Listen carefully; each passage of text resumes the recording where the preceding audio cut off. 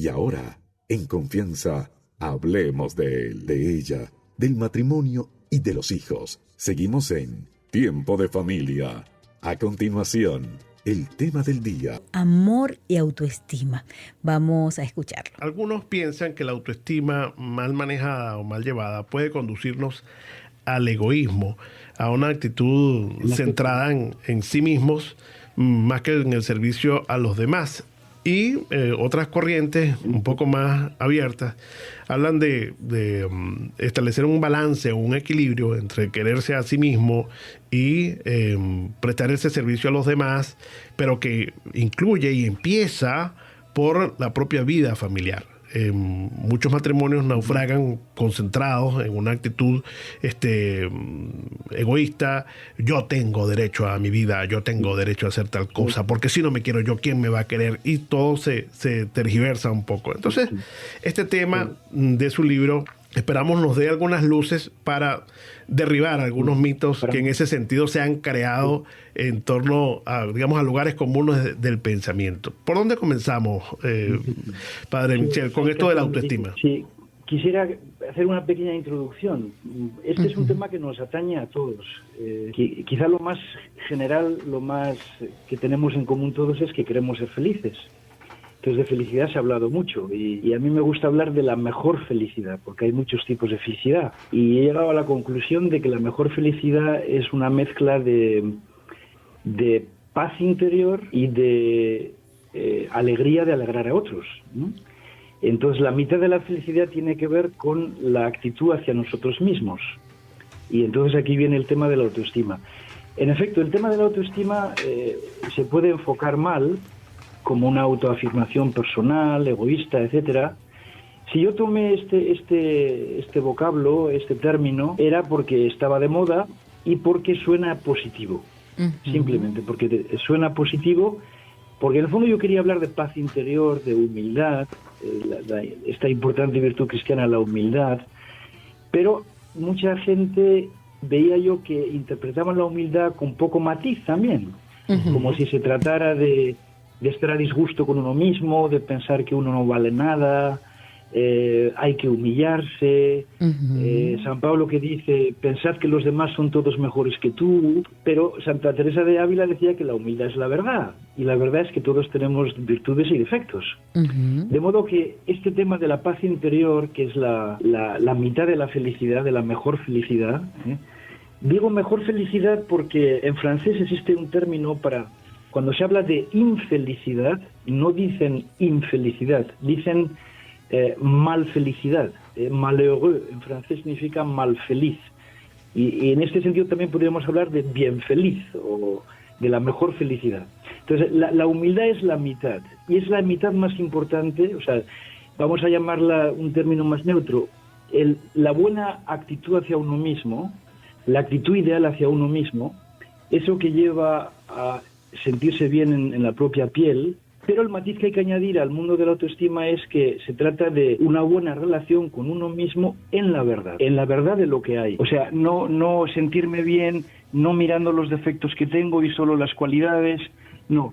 Es el arte de estar bien en la propia piel, consciente de todo lo positivo y de todo lo negativo que tengo. Esto es, por eso empleé el término autoestima, porque suena positivo. Porque si yo hubiera hablado de la humildad del cristiano, alguno habría podido pensar, nos va a decir que no nos tomemos no nos demos tanta importancia, etcétera, ¿no? Por tanto, a primera vista, autoestima parece opuesta a humildad, porque entendemos que es humilde quien no se toma demasiado en serio a sí mismo.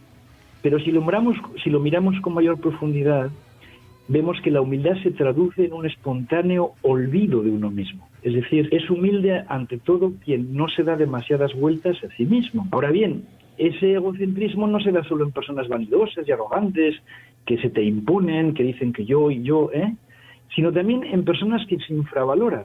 Es decir, desde siempre la falsa modestia y el autorrechazo son también contrarios a la humildad. Por tanto, para ser humilde es preciso que uno se acepte a sí mismo tal como es. Más aún, es preciso que uno se ame a sí mismo, aun sabiendo que tiene defectos. limitaciones, miserias, etcétera, ¿no?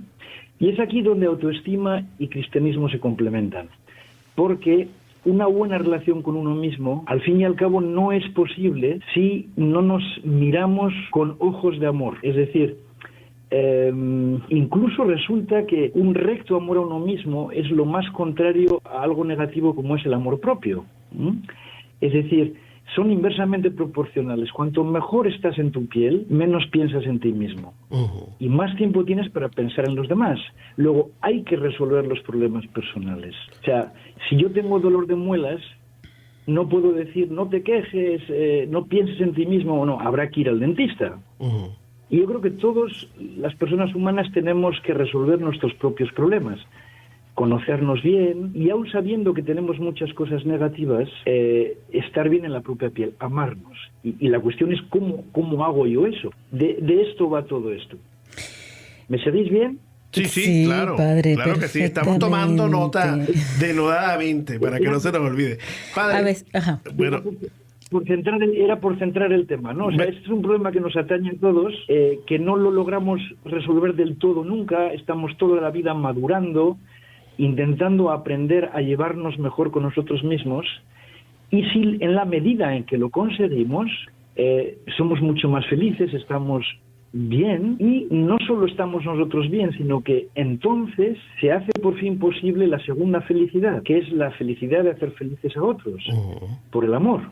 Es decir, que nuestro amor, también habría que hacer mucho matiz sobre el tema amor.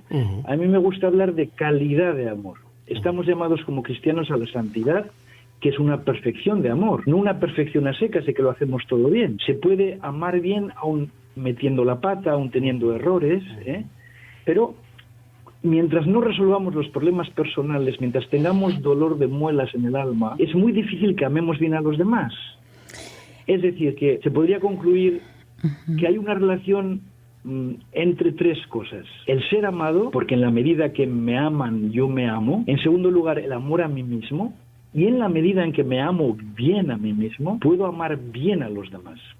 Porque las personas que no se aman, eso se nota en el amor a los demás. Existen susceptibilidades porque uno necesita demasiado que le quieran, otras personas que se imponen, otras personas que se callan y no se atreven a hablar. En fin, si uno no está bien en su propia piel, no ama bien. Claro. Y entonces se pierde la segunda parte de la felicidad, la que proviene del amor, de darse a los demás para hacerles felices, ¿no? Si uno no se olvida de uno mismo, es difícil que ame bien, porque siempre amará para que le amen, amará para que le aseguren que él vale la pena, para llamar a la atención, no sé cómo, ya me entendéis, ¿no? Sí. Es lo que se nota mucho en los adolescentes, pero que hasta las personas mayores también lo tienen. Entonces, digamos... Ajá, conclusión. ¿Sí? Dígame usted. Sí, conclusión de todo esto, simplemente dos ideas. La felicidad no es posible sin una buena relación con uno mismo, y la solución a los problemas con uno mismo vendrán del amor que recibimos. Podríamos concluir por un momento esas dos cosas. Perfecto. Mi felicidad, mi paz interior depende de ser amado, y mi amor a los demás, la calidad de ese amor va a depender también de cómo resuelva yo los problemas conmigo mismo, de que yo aprenda a amarme a mí mismo tal como soy. Eso podría ser la conclusión. Esa es la cereza del pastel, ahora, sí. Padre, porque pareciera que es todo... A ver, se ha malentendido el concepto de autoestima y entonces se cae en el egoísmo. Pero cuando entendemos que la autoestima pasa por aceptarnos a nosotros mismos tal cual somos. Tal como somos, es decir, la realidad de cómo somos, la verdad. Porque si no es más bien una corriente psicológica. La autoestima pertenece al mundo de la psicología. Y entonces, pues, muchos derivan en positive thinking, que también tiene su sentido humano, porque hay mucha gente que ve siempre lo negativo, y también nos viene bien que nos recuerden que hay que tener un prisma positivo. Pero deriva un poco en una forma de educar en que no se corrija a los hijos porque van a perder la autoestima, todo lo hacen bien, pero luego la vida misma les pondrá en su sitio, porque la verdad al final siempre sale adelante, y si uno tiene defectos, pues se lo van a hacer ver los demás. Es decir, no es simplemente una actitud de comedura de coco que dicen en España, con una especie de autoengaño. Yo soy fantástico. Yo tengo un amigo, por ejemplo, que se ponía por las noches un aparato que le decía mensajes así subliminales de tú eres fantástico, tú eres fantástico. O sea, una especie de comedura de coco, o sea, de lavado de cerebro, ¿no? Sí. Para decir, yo soy bueno, yo soy fantástico. No, es la realidad, es la verdad. Claro, y hay que tener humildad para aceptar eso, o sea, para aceptar que, bueno, tenemos virtudes, tenemos defectos, y saber cuáles son nuestros dones y en dónde tenemos debilidades y aceptarlas y ya, ¿no? Pero luego la pregunta que surge entonces es, todos tenemos cosas negativas, ¿cómo se pueden amar esas cosas negativas? Porque en sí no son atractivas, y es ahí donde el cristianismo pone la guinda, es decir, es ahí donde si conocemos el amor de Dios, cómo somos amados por Él, vemos que incluso lo negativo en nosotros se vuelve positivo. Y eso, fuera del amor de Dios, no hay forma, porque lo negativo se te puede soportar. Igual alguien te quiere y te soporta a pesar de que tienes estos defectos, mientras que si se conoce y se vive el amor de nuestro Señor Jesucristo como hombre, lo que nos ha revelado que somos hijos de Dios, que somos el sueño de Dios, que nos quiere como hijos, que nos ha creado precisamente porque nos quiere, que por el hecho de existir ya nos quiere todo, que por mucho que nos portemos bien no nos va a querer más, que ya nos quiere todo desde el principio, y que lo negativo en nosotros no solo es que nos quiera de forma incondicional, sino mucho más allá, de forma misericordiosa. Es decir, como una mamá quiere... es justa y quiere a todos los hijos igual, pero al más débil le quiere más. Entonces, cuando uno quiere caerle bien a otro, al Señor, pues ve que hasta lo negativo que tenemos hace que te quiera más. Y que cada vez que le pedimos perdón porque hemos metido la pata, nos hemos equivocado, que le damos una gran alegría, que acaba en gran felicidad. Solo entonces se puede uno enfrentar verdaderamente con las propias miserias y convertirlas en algo positivo. Porque claro, si no conoces esto, tienes dos otras posibilidades, ¿no? Y eso lo decía Clive Staples Lewis, este actor tan profundo inglés. En un momento dado dice él, si no se conoce esta alternativa del amor de Dios, ¿qué vamos a hacer con nuestros puntos negativos? Pues caben dos posibilidades. Una es, voy a hacer como que no tengo nada negativo, me engaño y así puedo vivir mejor. Y el otro extremo es, tengo que ser muy sincero, tengo estos defectos y me deprimo. O sea, tengo a veces la impresión, pero me puedo equivocar, que la mayor parte de los varones somos muy expertos en el autoengaño. Y las mujeres suelen ser más sinceras consigo mismas, pero a veces se deprimen más, porque es decir que si no conocemos el amor de Dios tenemos dos posibilidades: o bien nos engañamos y hacemos como que no tenemos defectos y los escondemos y actuamos ante los demás para que no conozcan exactamente mis puntos negativos, o bien somos honestos, we can face it, nos podemos enfrentar a esto, pero entonces nos desanimamos, ¿no? Bueno, entonces, si la gente supiera lo fácil que es llevarse bien con uno mismo, cuando uno aprende a mirarse con los ojos de Dios, yo creo que sería la mejor propaganda para la vida cristiana, porque este es un tema que le atañe a todo el mundo. Todo el mundo quisiera desarrollar una buena relación hacia sí mismo y amar bien a los demás. Bueno, pienso yo, padre, ¿sí? Que ya el hecho de que una persona uno pueda darse cuenta, o sea, cuáles son mis puntos débiles, ya es la mitad del camino andado. Y más allá, y más allá de negarlo, o más allá de deprimirnos, tenemos tarea, pues. Tenemos tarea para avanzar y para luchar contra esos puntos débiles, ¿no? En efecto, eso ya es la mitad de la solución, pero no entera, porque ¿y si no consigues mejorar? Ya pones una condición a tu felicidad. ¿Y si yo lucho pero no lo consigo? Entonces tampoco puedo ser feliz. Mientras que si lo haces de cara al Señor, Él no te dice, cuando mejores te querré. No. Él te quiere siempre primero. Él te dice, intenta mejorar. Si lo logras o no, no me va a hacer amarte menos. ¿Me explico? O sea, la solución total solo viene cuando uno se ve... Yo leí una vez la típica frase así bonita que sale en una agenda, que decía, en ningún espejo sale uno tan guapo como en el espejo de los ojos de la persona que te ama. Y me sorprendió. Precisamente Sheila me contaba el otro día que tenía un libro que se titulaba El espejo, ¿no? O sea, nosotros necesitamos de algún modo mirarnos con los ojos de los demás. Y ahí corremos muchos peligros, porque hay gente que no nos conoce, que nos juzga con pocos datos. Luego tenemos que aprender a mirarnos con los ojos de los que mejor nos quieren, los que más y mejor nos quieren.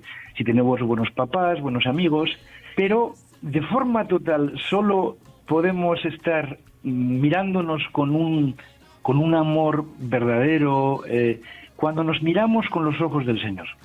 Que como Dios es infinito, no lo podemos imaginar, pero como se ha hecho hombre y Jesucristo es nuestro hermano y nos mira con ojos humanos, nos podemos imaginar su cara, la Virgen María, Jesucristo, no les vemos, pero ellos nos están viendo y tiene una mirada que sería bueno intentar imaginarla, porque uno se siente muy bien cuando le miran así.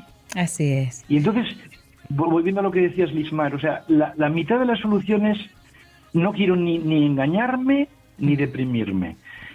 Suele salir más barato el engañarse que el deprimirse.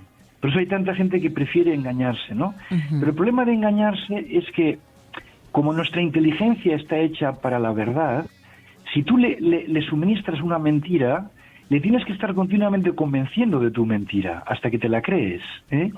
Y eso también te quita la paz interior, porque no quieres volver sobre ese tema, te tienes que engañar continuamente, ¿no? Entonces resulta menos malo que la depresión, porque la depresión es muy paralizante, pero el autoengaño tampoco es la solución. O sea, la solución es, como tú dices, la mitad de la solución es reconozco que tengo cosas buenas y que tengo cosas malas.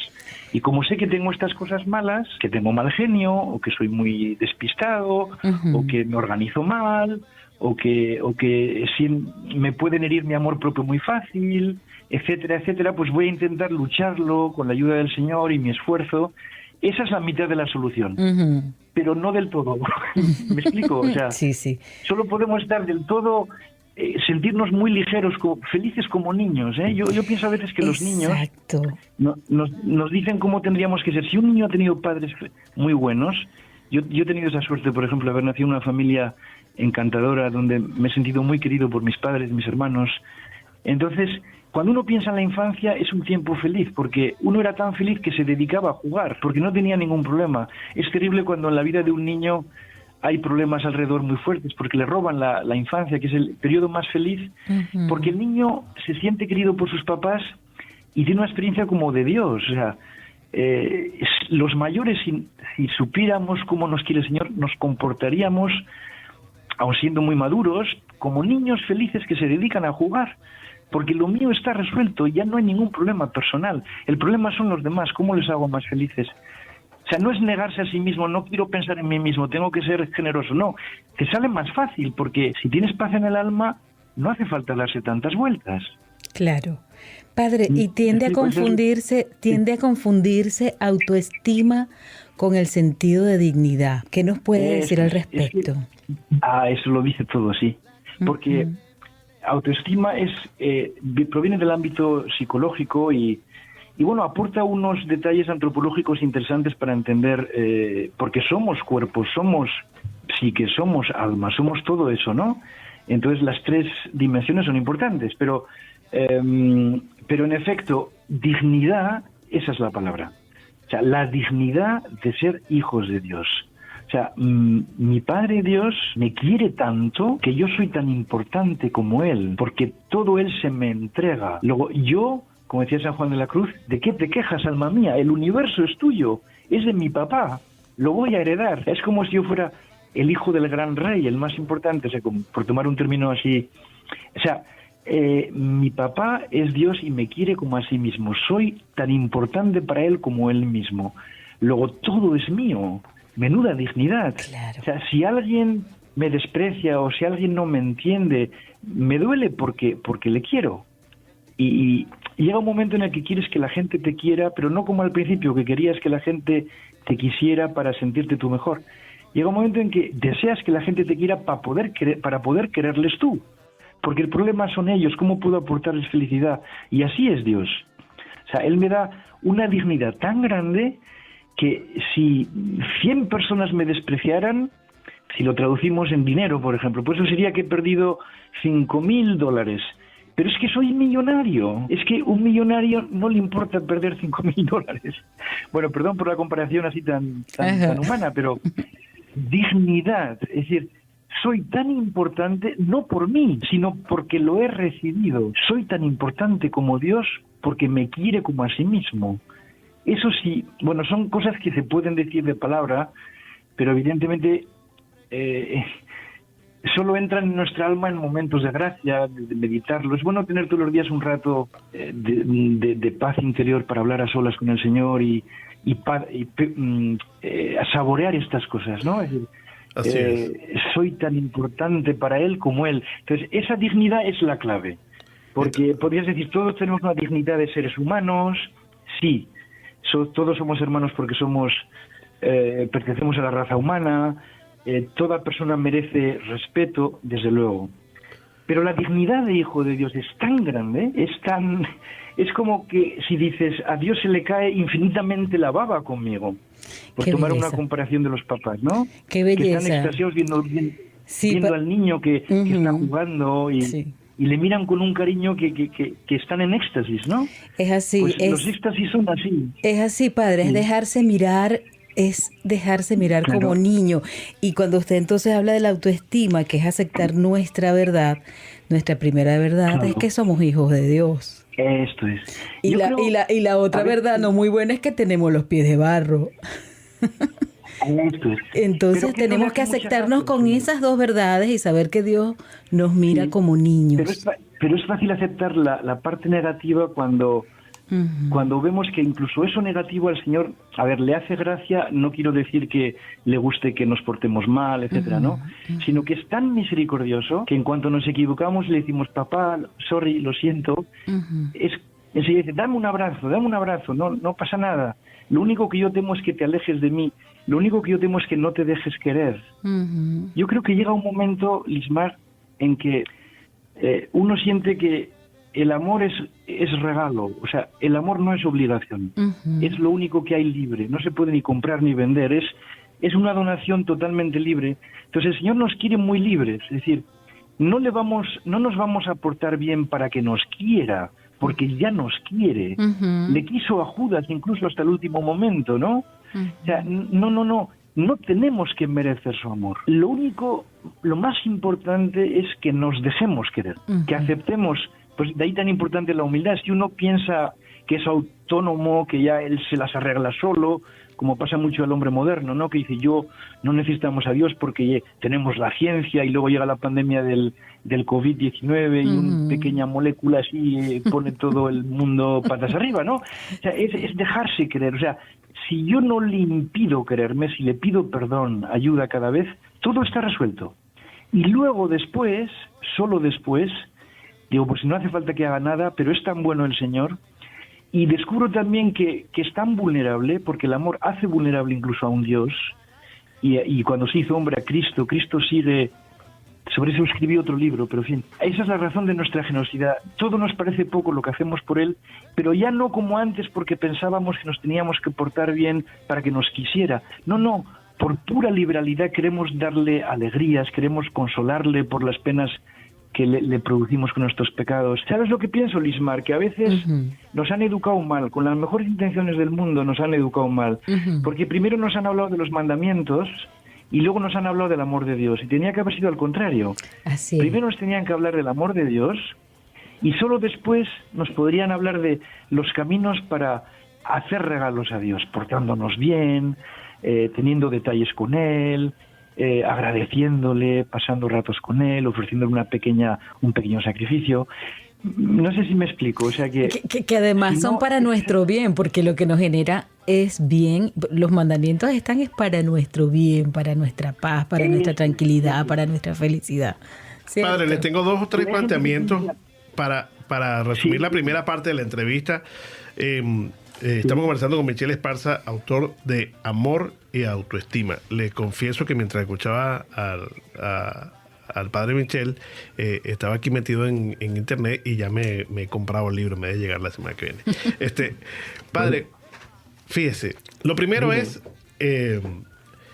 en el primer mandamiento, la segunda parte dice, y amar al prójimo como a ti mismo, por lo cual quien no se ama a sí mismo puede estar despreciando a los otros. O sea, pues te desprecias a ti, desprecias a los otros. Y lo digo que, para ponerlo en términos prácticos, quien no considera que, por ejemplo, le puede estar dañando la vida a una jovencita, porque o se la daña a sí misma o se la daña al fruto de una relación desordenada, o sea, porque todo se desordena en el marco de que cuando tú crías a tus hijos dentro de una familia, le pones todos estos valores en el corazón, ya estás enseñando a considerar su familia, su proyecto de vida y a considerar a los demás, no dañar a los demás. Cuando en el caso de quien tiene una vida de hampa o de malhechor, quien no teme matar a otros, piensa ya que, bueno, la vida es así, me matarán a mí en algún momento y no importa. Entonces ahí ya vemos cómo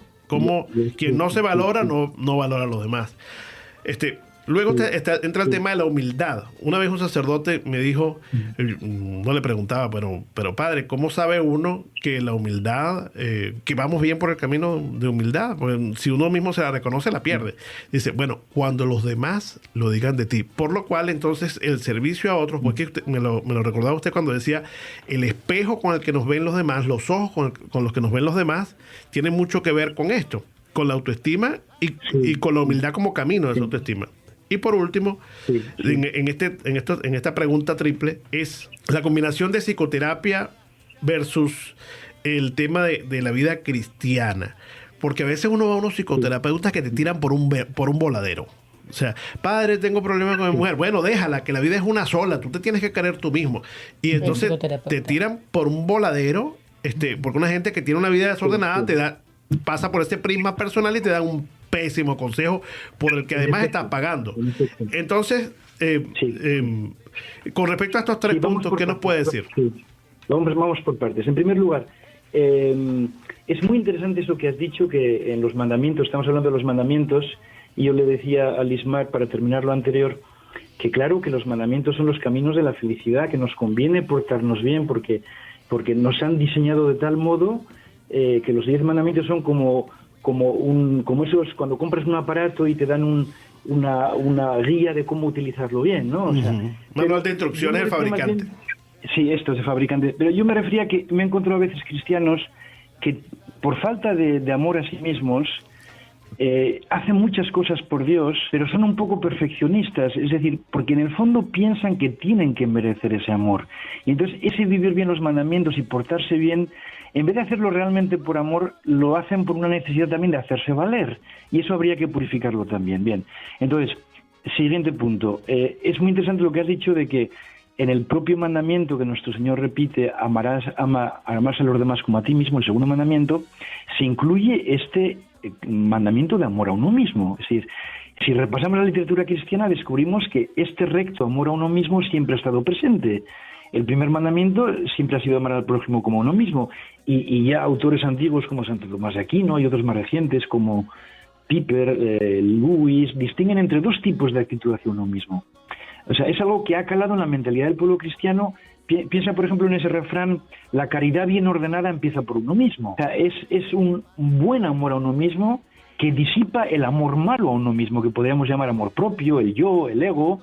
Luego, en ese sentido, conviene recordar, porque se ha olvidado, o algunos en la práctica han acabado amando a Dios por miedo a condenarse nada más y no por amor, y les parece, son un poco como el hijo mayor de la parábola del hijo pródigo, que se portan bien en todo, pero en el fondo algo falla porque no aman de verdad. En el fondo están amando para estar seguros ellos mismos de ser buenos, y eso es muy complicado. Eso hay mucha gente que cae en esto, ¿no? Me voy a portar bien, así me siento bien. No, siéntete bien porque Él te quiere y tú buenamente no le impides quererte. Y luego dale todos los regalos que quieras. Ves un poco, son temas delicados y que cada uno se tiene que conocer. Y por último has hablado de la psicoterapia. Yo pienso que la psicoterapia es muy importante porque, como te decía, cada nivel del ser humano hay que tratarlo bien. Y una psicoterapia bien orientada puede ayudar muchísimo, porque hay gente que tiene trampas mentales en la cabeza. Por ejemplo, hay una persona que te puede venir y te dice: este mundo es injusto porque mi jefe me trata mal. Y entonces el psicólogo le puede hacer ver, oye, tú partes de una premisa que no es del todo razonable. No todos los jefes tratan bien a sus empleados. Luego lo ves como una gran injusticia, pero estas cosas suceden. Luego la psicoterapia, el ayudar a pensar con cordura, detectar trampas mentales, ayuda mucho a las personas, porque a veces viven con trampas mentales como voces que oyes en la cabeza que te dejan plano, que te dejan bloqueado y que son en el fondo engaños adquiridos durante años. Y es bueno, una psicoterapia bien orientada te puede ayudar a quitarte trabas a nivel psicológico. Ojalá hubiera más gente que emplea esto, porque la psicoterapia está sobre todo de moda en 2 países de este mundo, en Estados Unidos y en Argentina. ¿Por qué? Porque son países donde están hechos a base de inmigrantes y los inmigrantes siempre tienen alguna depresión o nostalgia. Entonces, en Argentina, Estados Unidos, me voy a hacer una psicoterapia, es muy normal. En Europa se tiene mucho miedo a eso. Yo no estoy loco, yo no necesito ir al psicólogo. Pero a veces nos puede venir bien, o la conversación con un buen amigo, un acompañante espiritual que nos ayuda a ver desde fuera. Luego, la psicoterapia en sí es buena. Pero también tienes razón, Eliú, que hay muchas psicoterapias que van dirigidas simplemente a nivel puramente de autoestima. Si esa persona te trata mal, pues apártate de ella. No, un cristiano no se aparta de nadie. Quiere quererle también. Es decir, amarás también a tus enemigos, si no eres como los paganos. Es decir, yo no sacaré nunca a nadie fuera de mi vida. Mientras que un psicólogo te dice, esa persona es, a no ser que estés con una persona muy cercana que está muy enferma y que es muy desestabilizante y que es muy manipuladora y estás en peligro y a veces tienes que tomar un poco de distancia, ¿verdad? Pero en general no, cuando te dicen, no, pero si usted está lleno de defectos, eso que usted llama un defecto no lo es, eso lo hace todo el mundo. Estamos de acuerdo, Lío. O sea, hay unas psicoterapias que son demasiado humanas y que, por eso, si no ayudan a descubrir y amar la verdad, no ayudan de verdad. Pueden ayudar un tiempo, pero la verdad es siempre la verdad. La verdad es maravillosa, aunque es la verdad desnuda, es lo que hay. Y tarde o temprano la verdad sale a la luz. Y es lo que hace que todo funcione. Luego, si yo me engaño, por mucho que me engañe, la realidad sigue siendo la que es. Y si una psicoterapia me lleva a engañarme, pues por ahí no se avanza, ¿no? Un tiempo parece, es como tomar una droga. Me evado, ahora ya nada me duele, pero dar sentido a la vida no es evadirse. De vez en cuando hay que evadirse con un poco de descanso, etcétera. Eso sí, pero yo quiero dar sentido a la vida tal como es. No quiero tener nada que sea tabú en mí. No tengo miedo de nada. Incluso mis mayores miserias, el Señor las ve y sé que me quiere y que me va a ayudar a luchar y voy a intentar mejorar, pero me sigo queriendo porque Él me quiere. O sea, aquí ves un poco la diferencia entre un enfoque demasiado humano, técnico. Por ejemplo, otra cosa que me llamó la atención, yo cuando todas estas cosas que escribo en ese libro, en el fondo viene de una experiencia personal que no da lugar a contar, pero todos tenemos alguna vez una crisis en la vida y entonces eso nos puede ayudar mucho porque nos hacemos preguntas, ¿no? Entonces a mí me ayudó tanto lo que descubrí, que es lo que estamos hablando ahora, que yo pensé, esto se lo cuento a los demás y enseguida van a cambiar como yo.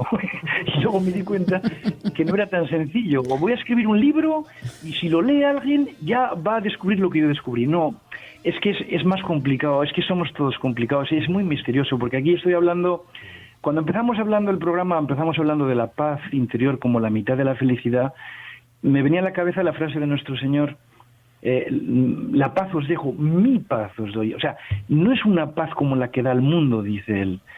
Que a ti sí, también hay una paz mundana que es buena, pero es que la del Señor va mucho más allá. Yo puedo ser ahora mismo una persona abyecta y me doy cuenta, lo reconozco, le pido perdón y soy un hijo suyo y lo valgo todo en él, ¿no? O sea, es una paz muy estable, que no depende de que vayan bien las cosas, de que la gente me quiera o no me quiera. Es una paz a prueba de bomba, no sé cómo decirlo. Sí. Y luego ya si alguna vez en nuestra vida tenemos desgracias que hacen mucho sufrir, evidentemente pues podemos sufrir mucho, pero incluso ese sufrimiento también el Señor nos enseña a emplearlo para felicidad, porque lo podemos unir a su cruz. En fin, es como esa paz, es como esa paz y esa alegría sobrenatural que da el simple hecho de entender la filiación divina, que somos hijos de Dios. Y eso no es por un libro, es que eso hay un momento en que tú te das cuenta. En Venezuela, padre, en Sí. Venezuela le decimos, me cayó la locha. ¿Cuánto rezo yo por Venezuela? Me cayó la ducha. Me cayó la Aquí locha, en Bélgica, dicen allá. Ah, sí. ya entendí, me Aquí- cayó la locha. Esto es. En Bélgica dicen, se me ha caído el franco, se me ha caído el franco. Es cuando uno cuando dice eureka, ¿no? Ahora entiendo, ¿cómo no lo he visto antes, no? Sí, señor. Entonces, eso es misterioso. Mira, hemos celebrado Pentecostés hace unos días y claro, el Espíritu Santo ese es el que te hace ver esas cosas. Ujú. El Espíritu Santo está incansablemente trabajando en nuestra alma. El Espíritu Santo hace posible lo que humanamente es imposible.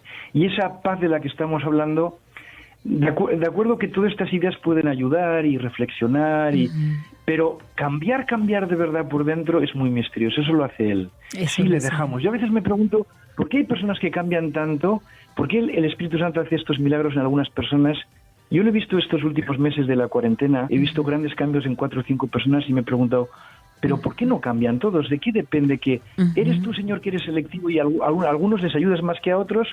¿Por qué no cambian todos? Y yo pensaba que Él quiere ayudarnos a todos a cambiar profundamente, pero que depende de nuestras disposiciones. Él es muy respetuoso. Sí. Cuando a una persona le han hecho daño y no devuelve mal por mal, cuando una persona nos engaña, cuando una persona sigue siendo honesta, tiene una actitud muy receptiva y entonces es muy fácil que la gracia del Espíritu Santo le dé ese eureka y diga, ay, y descubra cosas, ¿no? Hay o que descubra que buscarlo. lleva toda una vida.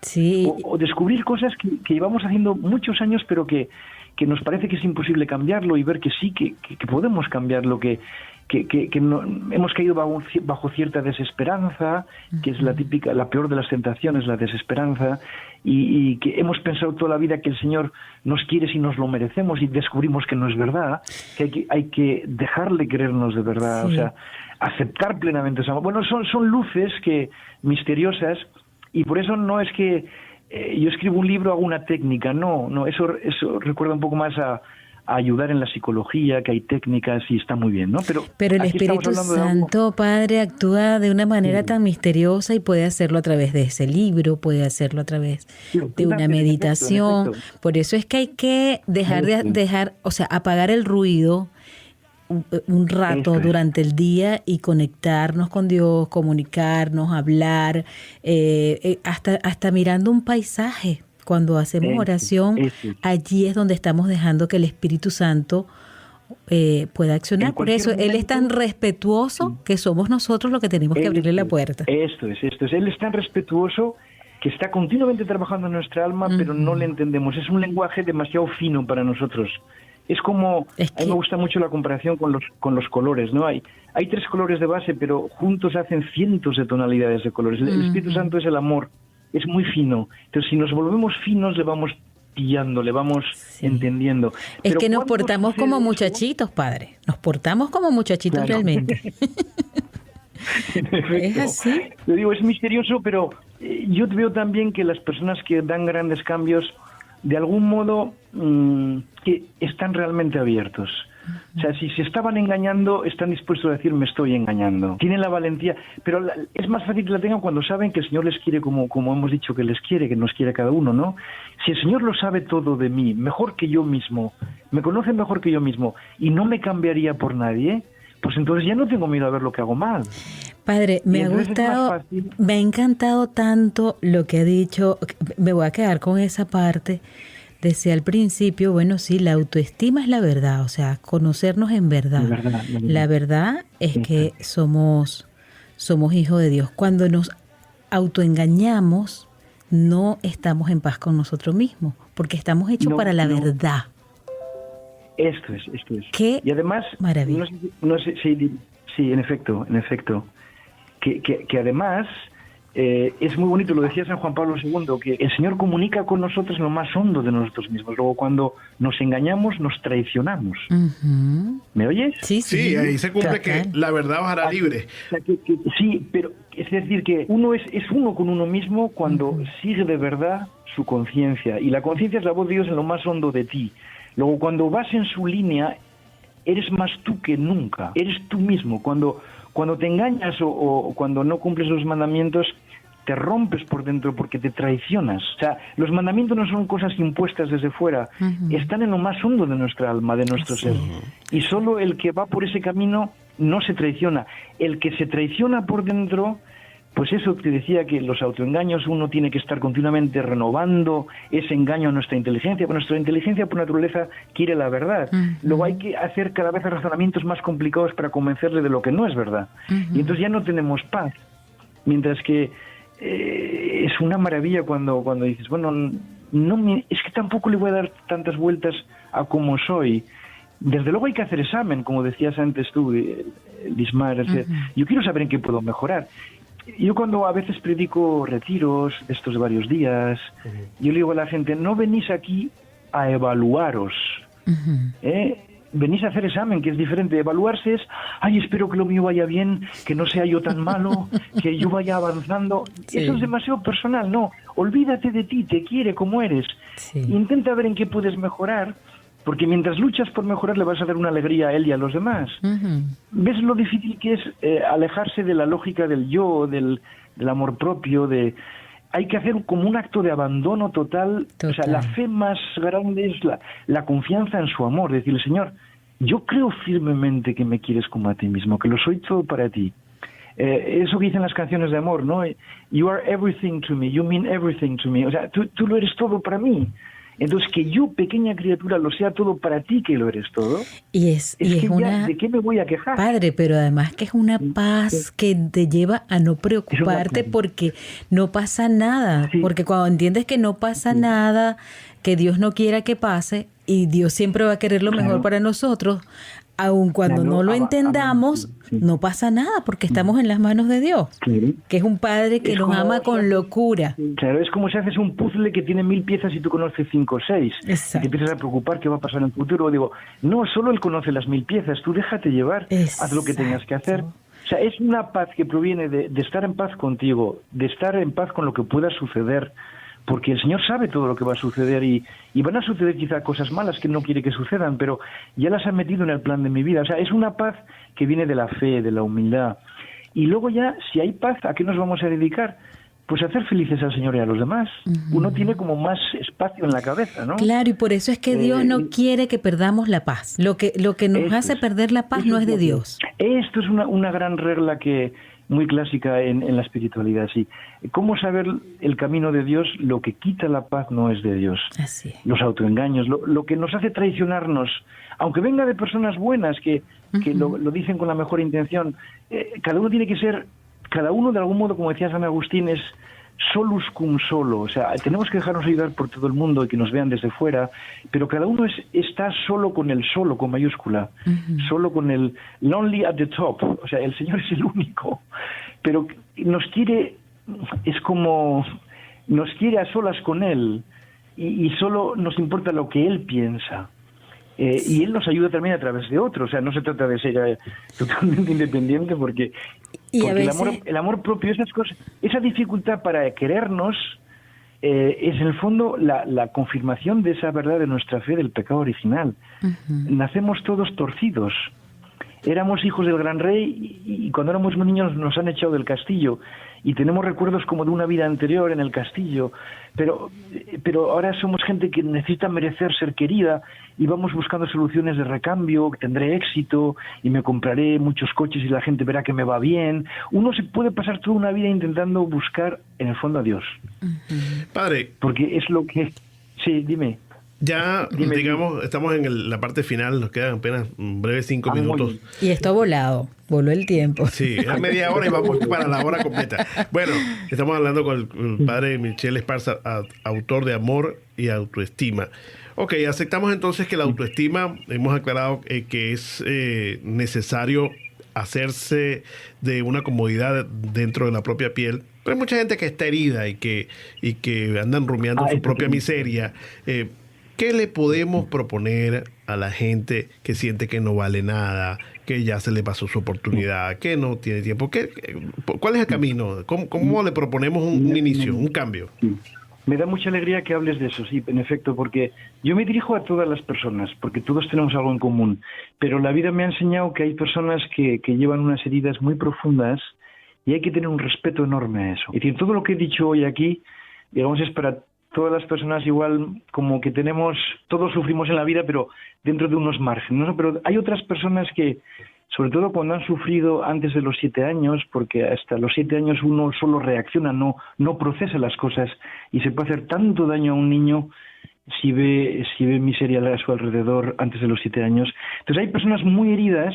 Entonces, en primer lugar, gran respeto. O sea, no les juzguemos como si fueran como nosotros, que hemos tenido una vida dentro de lo que cabe bastante más normal, ¿no? O sea, tener un gran respeto a cada persona es única, pero una persona de la que empezamos a notar que tiene heridas, hay que tratarle con un respeto absoluto y con una gran delicadeza, no tomar a mal nada, o sea, se tienen que sentir muy comprendidos, y en efecto lo que necesitan es lo mismo que necesitamos nosotros.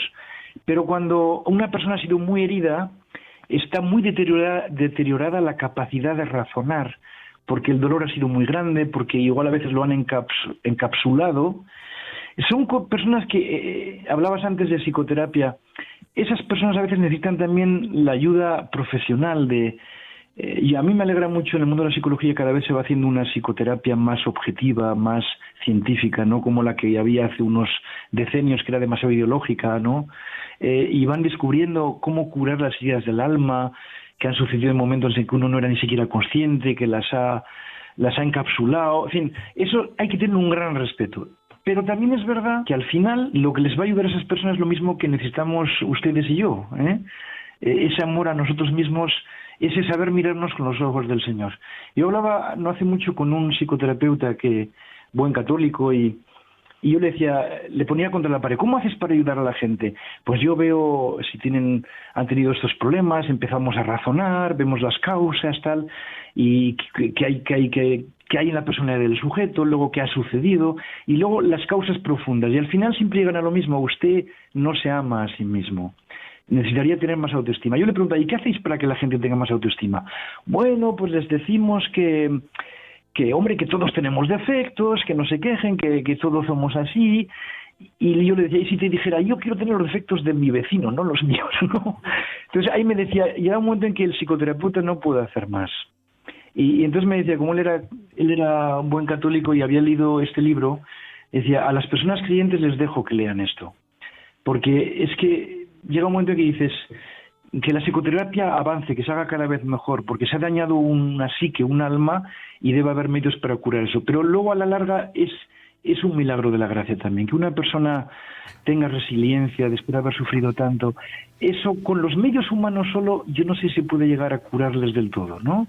Tiene que haber un momento de considerar estas cosas que necesitamos todos considerar, y si la gente reza por ellos, y si a pesar de tanto dolor y tanta herida consiguen tener una actitud receptiva hacia el Señor, hará el milagro. Yo conozco a personas que han cambiado totalmente en 5 minutos toda una vida de depresiones porque donde los médicos ya no podían hacer nada. Estoy hablando de ya sabéis que en la psiquiatría hay dos ámbitos, el de lo psicótico, digamos, enfermedades más bien orgánicas, hereditarias, y otras que tienen que ver con la vida que hemos tenido, ¿no? Neuróticas o trastornos de personalidad. Entonces yo he visto a veces cambiar a gente en 10 minutos porque han recibido una gracia muy grande, porque el Señor ha dicho, ya vale que esta persona sufra tanto, se acabó. A veces son personas que quieren mucho a la Virgen, no sé, nota uno allí que la Virgen tiene mucha mano, tiene un gran poder, porque así es. Si a Dios se le cae la baba con nosotros, imaginaos cómo no se le cae la baba con su madre. Imagínese, así es. Que es su sueño hecho realidad, así quería que fuéramos todos antes del pecado original. Todo lo que pide su madre, ahí tiene que haber una razón muy potente para que el Señor no lo conceda, ¿no? Así es. Entonces, sí, en efecto, esas personas que están heridas, hay que tener mucha delicadeza con ellas, de verdad, y no tomar a mal nada. Así es. Porque no nos podemos entender si no lo hemos vivido nosotros. Son estas cosas que tú sabes que no sabes si no lo has vivido, ¿no? Así es. Y bueno, necesita lo mismo que nosotros, pero si encuentras una persona así, reza mucho por ella.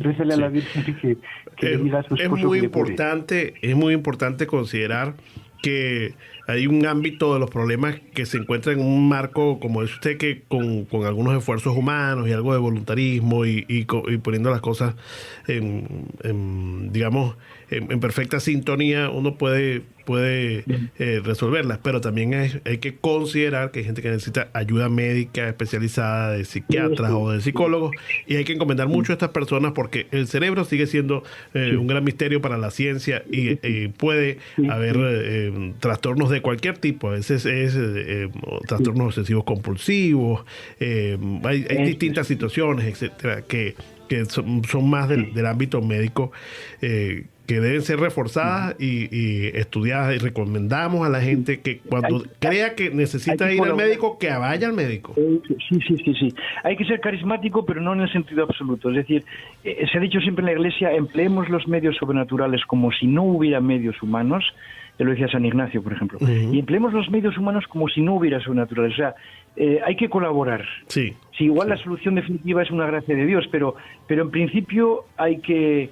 Es como si ya tienes un problema, estás rezando que el Señor te lo resuelva mientras tú te tendrías que mover a resolverlo. O sea, así es. Hay que emplear todos los medios humanos, y con personas muy heridas, los sacerdotes nos dicen, oye, tú ayúdales en la medida que puedas, pero no hagas de psiquiatra, porque no eres psiquiatra, ¿no? Así es. Hay que saber dónde acaba uno, ¿cómo se dice? Cada uno tiene su terreno de trabajo, ¿no? Sí, su ámbito. Y hay que saber atenerse a su ámbito. Sí. Padre, se nos agotó el tiempo, le estamos muy agradecidos. Sí, y yo también le estoy muy agradecido, ha sido una delicia hablar con ustedes, y ahora mismo rezo por todos los que nos hayan podido oír, para que, no es que lo que hayan oído les va a cambiar, pero que el Espíritu Santo podría emplearlo para que cambien en algo.